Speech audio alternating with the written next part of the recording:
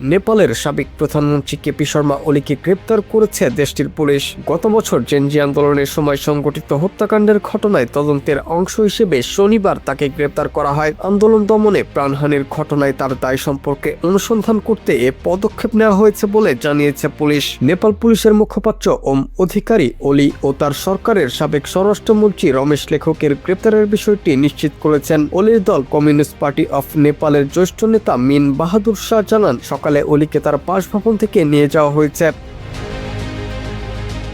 গত বছর সেপ্টেম্বর মাসে সামাজিক যোগাযোগ মাধ্যমে সাময়িক নিষেধাজ্ঞার প্রতিবাদ থেকে এই আন্দোলনের সূচনা হলেও পিছনে দীর্ঘদিনের অর্থনৈতিক অসন্তোষ কাজ করছিল। বিক্ষোভের প্রথম দিনেই দমনপীড়নে অন্তত ১৯ জন তরুণ প্রাণ হারান। পরবর্তী সময়ে সংঘর্ষে মোট ৭৭ জন নিহত হন। এ ঘটনায় সরকার সমর্থিত তদন্ত প্রতিবেদনে বলা হয়েছে, গুলি চালানোর সরাসরি কোনো নির্দেশ ছিল এমন অভিযোগ প্রমাণিত না হলেও গুলি বন্ধ বা নিয়ন্ত্রণে কোনো উদ্যোগ নেওয়া হয়নি। প্রতিবেদনে এই অবহেলাকে নিহতের সংখ্যা বৃদ্ধির কারণ হিসেবে চিহ্নিত করা হয়েছে।